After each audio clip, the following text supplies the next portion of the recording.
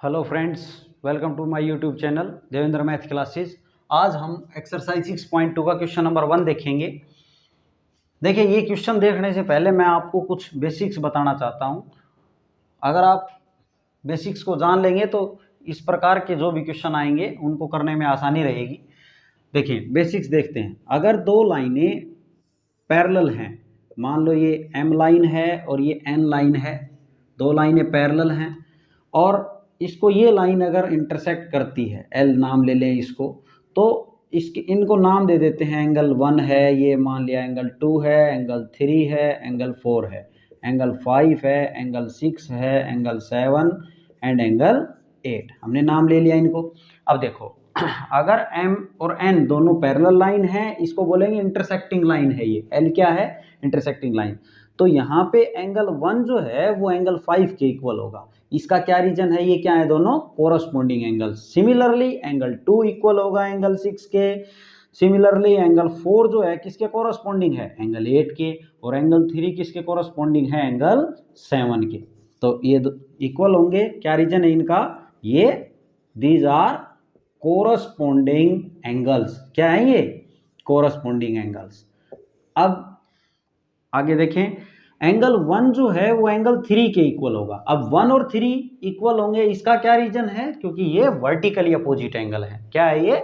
Vertically opposite angle है। Similarly angle 2 equal to angle 4 होगा, ये भी वर्टिकली अपोजिट है। Angle 5 is equal to angle 7 होगा, ये भी वर्टिकली अपोजिट है। Angle 6 is equal to angle 8, ये भी क्या है? वर्टिकली अपोजिट एंगल है। ये क्या है? These are vertically opposite angles. ये क्या हैं? वर्टिकली अपोजिट एंगल्स हैं। ओके स्टूडेंट्स, अब देखो और रिजल्ट देखते हैं हम इसके। यहाँ पे अगर दोनों लाइनें ये पैरेलल हैं, एम और एन अगर पैरेलल हैं, तो एंगल 3 एंगल 5 के इक्वल रहेगा। एंगल 3 इक्वल रहेगा एंगल 5 के। एंगल 3 इक्वल रहेगा एंगल 5 के। देखिए, ये वर्टिकली अपोजिट एंगल्स जो हैं उसके लिए पैरेलल की ज़रूरत नहीं है। ये फिगर भी है तो भी हम कह सकते हैं, ऐसे फिगर है तो ये इसके वर्टिकली अपोजिट है और ये वाला इसके वर्टिकली अपोजिट है। ओके स्टूडेंट्स, हाँ, कोरस्पॉन्डिंग का होना जरूरी है इसके लिए। अब कोरस्पॉन्डिंग के लिए पैरेलल होना जरूरी है। अब यहाँ पे देखो, अगला है ये एंगल 3 एंगल 5 के इक्वल है। एंगल 5 के इक्वल है, इसके लिए भी एम और एन पैरेलल होने चाहिए। 3 5 के इक्वल है, इसका रीजन क्या है? ये क्या है? अल्टरनेट, और अंदर का एंगल है तो alternate interior angles. These are alternate interior angles. ये क्या है? अल्टरनेट इंटीरियर एंगल्स हैं। सिमिलरली एंगल 3 5 के इक्वल है। एंगल 4 किसके इक्वल है? एंगल 4 इक्वल है एंगल 6 के।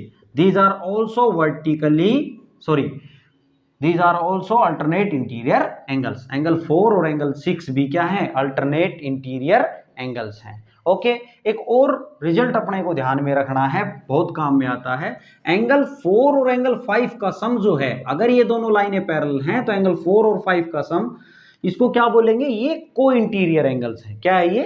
को इंटीरियर एंगल्स। इनका सम 180 डिग्री के इक्वल होगा। दीज आर, इसको बोलेंगे को इंटीरियर एंगल्स। ये क्या है? को इंटीरियर एंगल्स हैं। सिमिलरली एंगल 3 और 6 का जो सम है, एंगल 3 और एंगल 6 का सम जो है वो कितना होगा? 180 डिग्री। दीज आर ऑल्सो को इंटीरियर एंगल्स। ओके स्टूडेंट्स, अब हम क्वेश्चन को देखेंगे। देखो, अब हमें क्वेश्चन को करने में आसानी रहेगी। ये बेसिक जानना बहुत जरूरी था। अब क्वेश्चन को देखते हैं। देखिए क्वेश्चन क्या कहता है। क्वेश्चन है, इन फिगर में अपने को क्या गिवन है? फिगर में find the values of X and Y. हमें वैल्यूज निकालनी है एक्स और वाई की। अब एक्स कहाँ है? ये है एक्स, इस एक्स की और इस वाई की वैल्यू अपने को फाइंड आउट करनी है। एंड देन शो करना है कि A B line C D line के पैरेलल है। ये पैरेलल नहीं गिवन है, हमें शो करना है कि ये भी पैरेलल है सी डी के। तो देखो कैसे करेंगे। यहाँ पे सबसे पहले देखें, ये जो इंटरसेक्टिंग लाइन है, ये लाइन, इस पे ये जो x और 50 डिग्री अपने को नजर आ रहा है, दीज आर लीनियर पेयर्स। तो हम बोल सकते हैं कि एंगल x जो है और 50 डिग्री, इन दोनों को मिला दें तो इनका सम जो है वो क्या रहेगा, 180 डिग्री। तो यहां से एंगल x क्या आ गया, 180 degree minus 50 degree 130 degree, 130 degree इनका सम एंगल x आ गया अपने पास, एंगल x आ गया 130 डिग्री। अब यहाँ पे हम ये नहीं बोलेंगे कि x और y अल्टरनेट इंटीरियर एंगल्स हैं, क्योंकि अभी अपने पास नहीं है कि ये भी पैरेलल है सी डी के, अभी नहीं बोलेंगे। अब यहाँ पे देखें बात, तो यहाँ पे एंगल y जो है ना वो 130 डिग्री है, अभी मैंने बेसिक्स में बताया। देखो यहाँ पे ये क्या है, लीनियर पेयर, यहाँ लिख सकते हैं आप लीनियर पेयर। और इसको क्या लिखेंगे, ये क्या है,